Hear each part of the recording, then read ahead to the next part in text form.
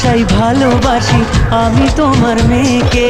তাহলে তো ভীষণ বিপদ। এখন কি করে বলে যে আসল কথা, ভেবে ভেবে রাজকুমারীর মনে ব্যথা। এক যে ছিল রাজার